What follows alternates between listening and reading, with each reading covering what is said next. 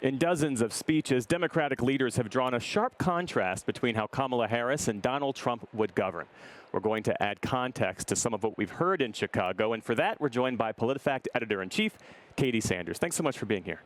Happy to do it. Thanks for having me. So let's start with what we heard from former President Bill Clinton. Last night, he said that Democrats have created 50 times more jobs than Republicans.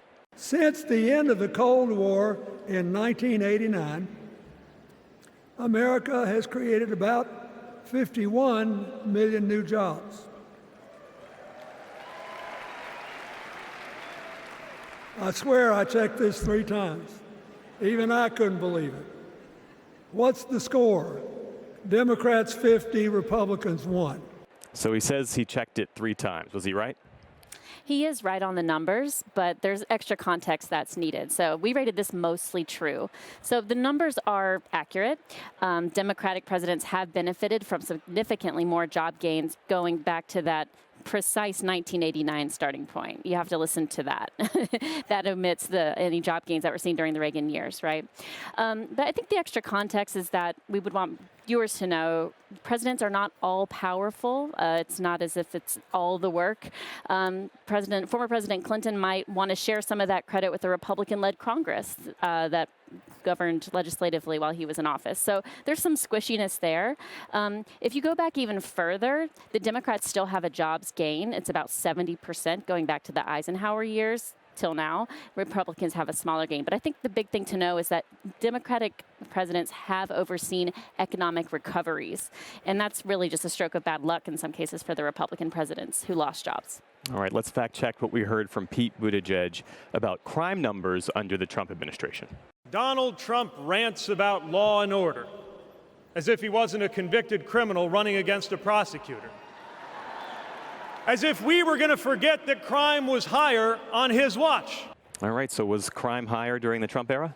This is one of those quintessential lines that is very broad that we've been hearing from speakers this week. We rated this claim half true. So violent crime did spike in 2020. That coincided with the pandemic, with George Floyd protests, but it was a very notable spike for violent crime. But Pete Buttigieg was being broad here. He said crime. And if you look at property crime, it actually went up in 2022 under President Biden. So it's more complex than he's letting on. But generally, it did see an increase during the Trump years compared to now. Another key issue has been the Conservative Heritage Foundation's policy roadmap known as Project 2025. And among the claims, speakers have said that Project 2025 would increase taxes on the middle class, eliminate the Department of Education, require reporting of miscarriages to the government, and make it easier to fire civil service employees. What did your fact check find?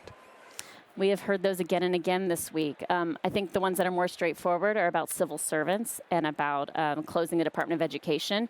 Project 2025 does say that, so we would say that's true. And more or less, former President Trump shares that perspective. That's also what he wants to see, which isn't always the case when you've heard these speakers warn about Project 2025. As far as like the broad tax increase, I thought that was interesting. We heard Kamala Harris on the campaign trail talk about how this plan would increase taxes on middle-class families by $3,900. People might hear that and be like, oh, no. It's not a tax increase. It correlates with Trump's 10% tariff idea that he's been proposing, which would have an effect and raise the cost of a lot of everyday items. But $3,900 is very specific. It's also higher than any other estimate we've seen from groups that study this kind of thing. So I would say that seems exaggerated for now. As far as counting miscarriages, the plan does call out current abortion data collection practices. It's voluntary. Some states like California don't participate. And Project 2025 says they want to know more about the number of spontaneous miscarriages that are happening in state hospitals, in addition to abortions and other types of data. So it does call for that data collection, but that is not exactly what we heard on stage. You were with us at the Republican National Convention as well. When you compare the RNC to the DNC, which gathering has shown the greatest fidelity to the facts? Certainly there's been some exaggerations this week about, or maybe really broad claims, but I think it's hard to compare anyone with the amount of falsehoods that you hear at a campaign rally from former President Trump. If you remember his speech, we were doing a lot of fact checking in the moment of things we've heard again and again and again. So I think that is challenging to stack up against any other gathering, really, for the facts. With Kamala Harris's speech tonight, I'm curious if she's going to continue a trend to stay broad, stay a little vague, narrow, focus more on her biography versus going into specific claims. We'll just have to see. Her campaign speeches have not had a similar style, to say the least, as former President Trump. Okay, Katie Sanders of PolitiFact, thanks so much. Thank you. And you can see more fact checks from this week's Democratic National Convention and from the ongoing presidential race online at pbs.org/newshour.